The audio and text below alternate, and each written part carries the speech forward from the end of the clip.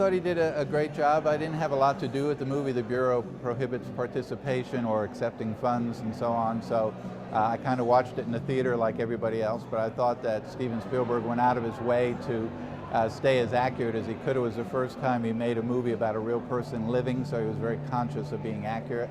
So I thought he did a great job of telling the story, and I thought it was fine. I mean, when you watched it, did you notice things that maybe you had forgotten, or? Now, I noticed little things he changed, like in real life I had two brothers and a sister. He said I was an only child. In real life I actually never saw my father. In the movie with Christopher Walken, he had a lot of back and forth with the father figure.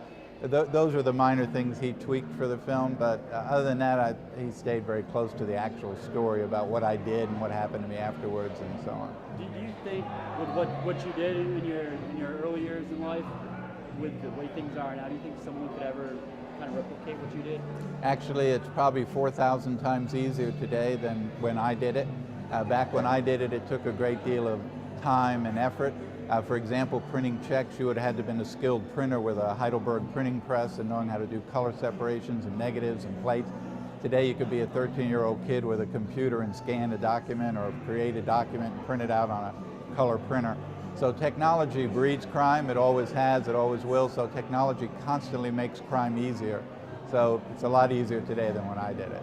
When you first started, did you ever think you would, I guess, get as far as it ended up going? No, I think when the FBI took me out of prison, I was 26 years old, and it was just a temporary thing until my parole expired. But I decided to stay on and have been there 38 years. My son is an FBI agent. So it's kind of amazing. I'm always more fascinated by what's happened in my life after that than what happened in my life before that. Yeah. How much of an asset have you been to the FBI with all your knowledge? I hope a great asset. You know, I've taught at the academy for 30 years. I've worked out in the field with agents for over 30 years. So obviously I wouldn't be there if they didn't think I was an asset. So I'm honored to be there. It's a pleasure to serve my country, and I'm glad I'm able to do it. Anything else you want to say today about this event here? No, I just hope that this, you know, I'm here to help raise funds for this great organization. They've had a lot of their budgets cut like everybody else, so that helps with donations, and there are obviously a lot of victims, and it's a great organization to help victims.